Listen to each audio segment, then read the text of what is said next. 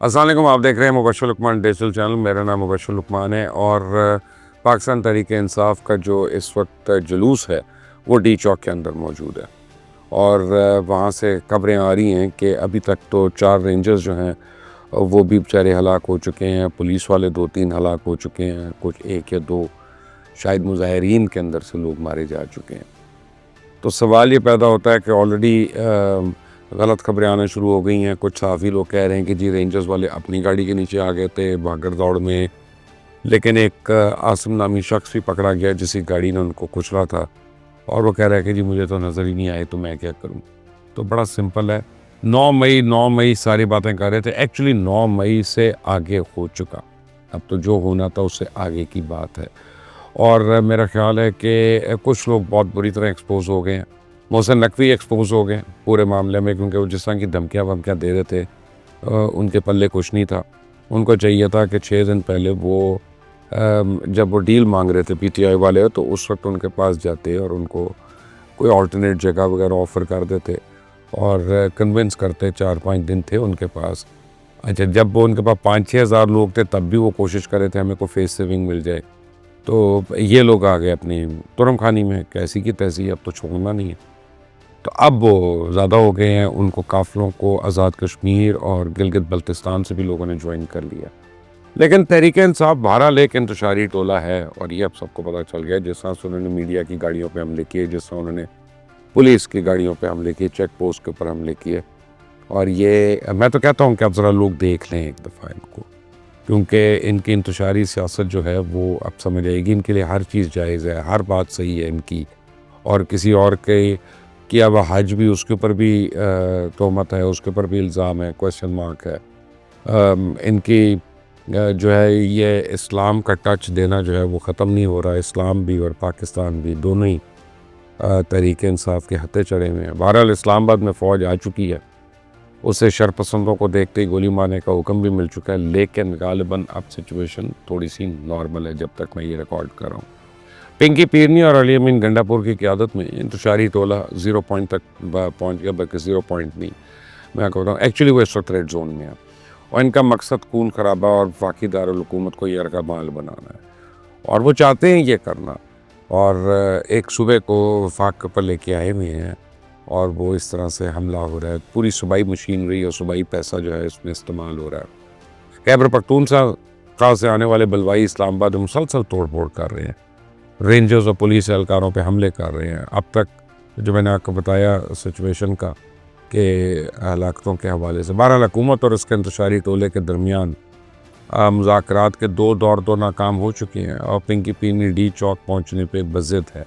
वैसे अब डी चौक ही है वो, और क्या पे होना, वो धरना देकर पूरे पाकिस्तान को यरगमाल बनाना चाहती है। एक्चुअली पिंकी जो है इस वक्त ऑफिशियली उसके सर पे जो गुबार है वो पाकिस्तान तहरीक इंसाफ को टेक ओवर करना चाहती है। और अगर कल को खुदा न खास्ता चेयरमैन तहरीक इंसाफ को कुछ हो जाता है तो पिंकी पीरनी उसकी जायज़ वारिस बन के इस बात पे सियासत करना चाहती है। तो जिस तरह वो इमरान खान को उंगलियों पे नचा रही है, इसी तरह रियासत को भी अपने ताबे बनाना चाहती है। मुल्क का वज़ीर दाखिला उनको बार बार ख़बरदार कर रहा है कि वो रेड लाइन अबूर करने से बाज रहें।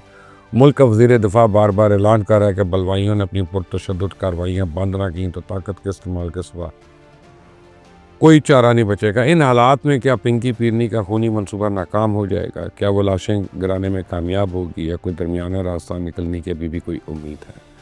तो पूरा पाकिस्तान जो है इस वक्त उसकी नज़रें वफाकी दारुल हुकूमत पे जमी हुई हैं।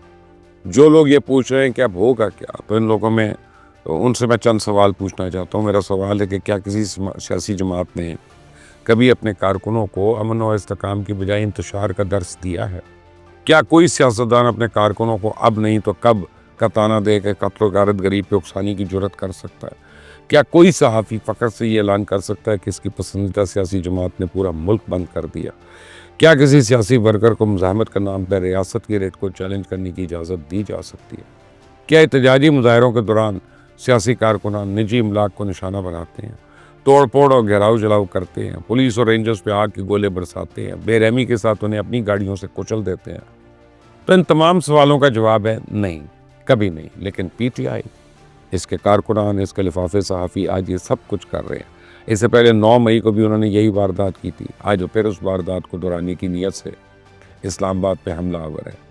तो मैं अभी तक कई ऐसी वीडियोस देख चुका हूँ जिसमें ये इंतशारी टोला अपने बलवाइयों में असला, हैंड ग्रेनेड्स और आंसू गैस और शेल्स तकसीम कर रहा है। तो कई वीडियोस में ये बलवाई रेंजर्स और पुलिस पे हमले करते नजर आ रहे हैं। इन फसादियों ने जहाँ मुतादिद सरकारी गाड़ियों को नुकसान पहुँचाया है, वह 7 TV चैनल्स की DSNGs को भी तबाह कर दिया गया। तो इस बलवाई टोले का हामी सोशल मीडिया उसके लिफाफे यूट्यूबर्स और सहाफ़िया से मजमूम कार्रवाइयों को फॉल्स फ्लैग ऑपरेशन का करार देने के लिए एड़ी चोटी का जोर लगा रहे हैं।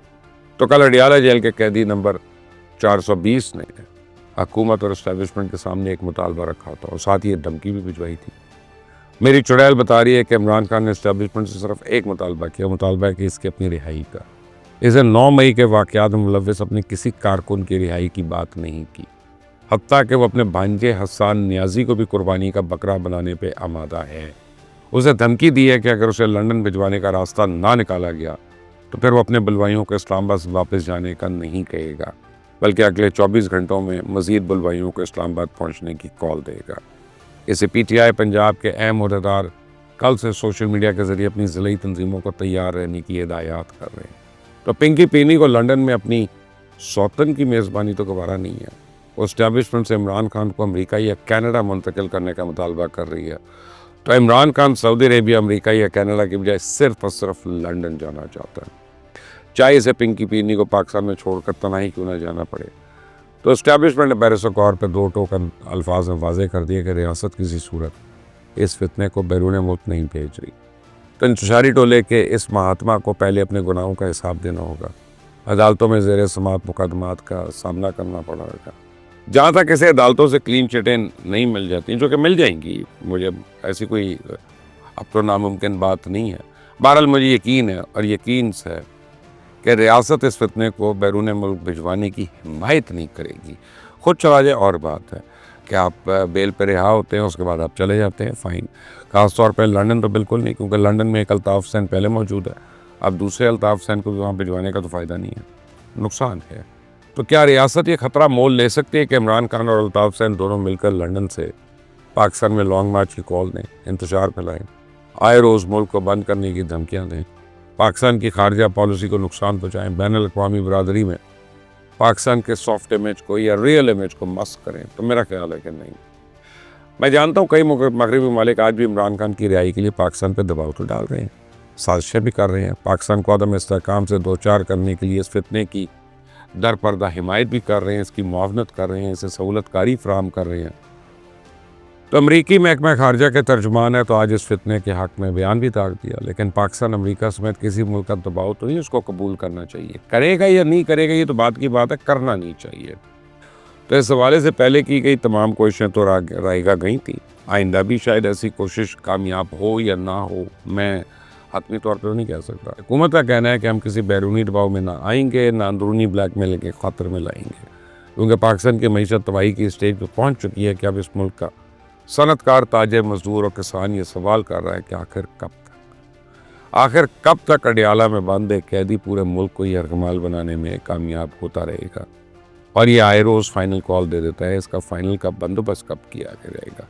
वो पूछ रहे हैं अब नहीं तो कब। आपने नहीं दिलाएंगे निजात तो कौन इस फितने से निजात दिलाएगा, इस इंतशारी टोले से, इस फिसादी ग्रोह से। ये रोज़ रोज़ की लॉन्ग मार्च, ये बार बार इस्लामाबाद पे यलगार, पाकिस्तान कभी आगे नहीं बढ़ने देना। सिर्फ 2 दिन में पाकिस्तान अरबों रुपए का नुकसान उठा चुका है। रास्तों की बंदिश के बायस फलों और सब्जियों के सैकड़ों ट्रक मंडियों में पहुंचने से पहले ही गल सड़ गए हैं। एम्बुलेंसेस को रास्ता ना मिलने की बायस पता नहीं कितने मरीज अस्पताल पहुंचने से पहले इंतकाल कर चुके हैं।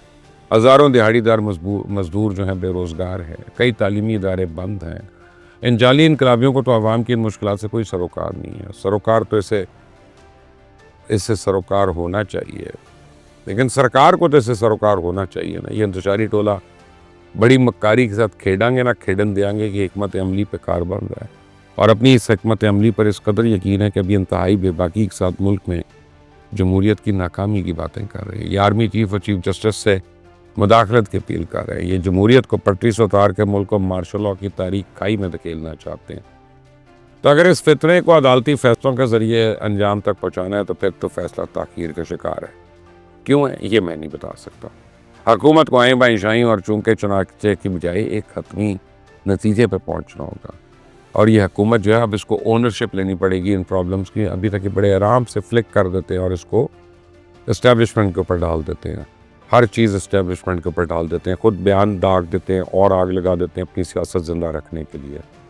लेकिन fact of the matter is कि हुकूमत इसमें उतनी ही ज़िम्मेदार है जितना कि आपका मेरा ख्याल है। और अगर ये हुकूमत अभी भी ये नहीं समझती तो फिर may be the time has come for a national government. National government में कौन कौन हो सकता है इसमें फिर बताऊँगा आपको। अपना ख्याल रखें। अंटिल द नेक्स्ट टाइम, अल्लाह हाफ़िज़।